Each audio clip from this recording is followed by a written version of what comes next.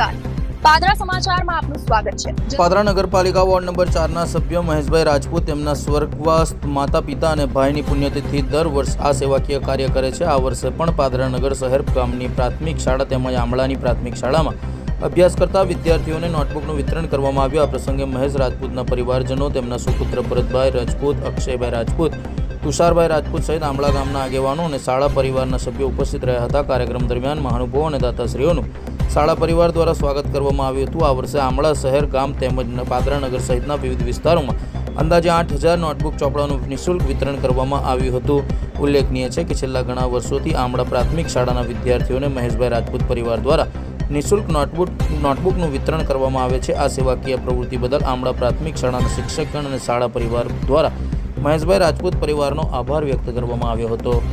પટેલ વૈશાલીબેન આંબળા પ્રાથમિક શાળા આસિસ્ટન્ટ આચાર્ય તરીકે આંબળા ગામના વતની એવા મહેશભાઈ ચોકસી હરસિદ્ધિ જ્વેલર્સવાળા એમના તરફથી વર્ષોથી અમને નોટબુક અને ચોપડાનું વિતરણ કરવામાં આવે છે।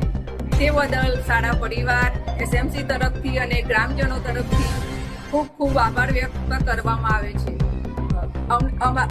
ચાલુ સાલે અમારી શાળામાં 1104 ચોપડાનું અમને વિદ્યારૂપી દાન મહેશભાઈ ચોકસી દ્વારા પ્રાપ્ત થયેલ છે। તે બદલ શાળા પરિવાર તરફથી તેમનો ખૂબ ખૂબ હૃદયપૂર્વક આભાર વ્યક્ત કરું છું।